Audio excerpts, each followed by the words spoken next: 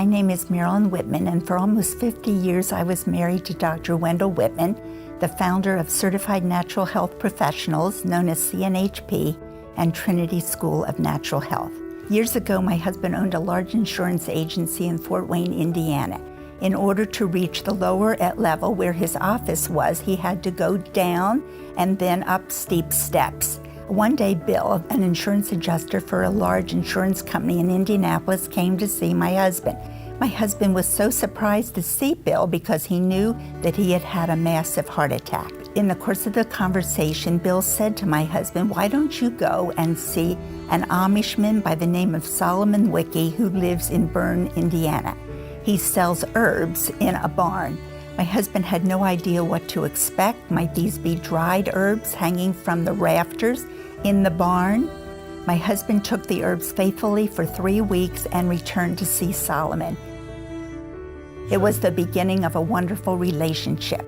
My husband for 4 years traveled to Bern 74 miles one way, always on Mondays to see Solomon.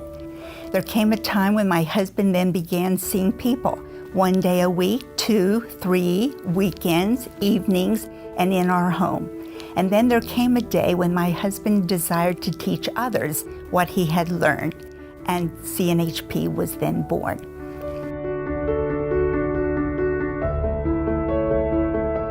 And then there came a time when my husband became Million Miler with Delta Airlines. I must have gone somewhere with him because I became Gold Medallion.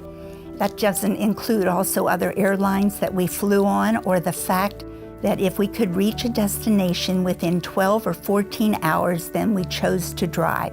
And so we drove to Tulsa, Oklahoma, to Joplin, Missouri. We drove even to Dallas, Texas, and then on to Atlanta, Georgia, Richmond, Virginia, Philadelphia, Pennsylvania, Chambersburg, Pennsylvania, and there were 3 cities in Michigan. My husband taught nutrition, and 3 months later he returned to that same city and taught body systems. And then he did the same for iridology, body work, and practicum. My husband always believed that if the students were willing to listen to him 4 times, they would do 1 more time. And so he presented the whole man, the body, the mind, the spirit. And then one day people began to ask my husband, "Won't you come to Podunk or Timbuktu?" And he asked, "Where is the closest airport?" And they said 200 miles. And so with that in mind, Trinity began.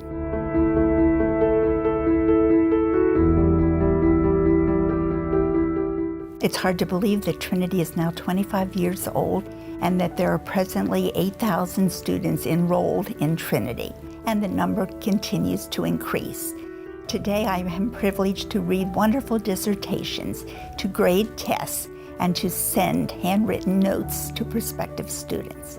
Thank you for your interest in Trinity.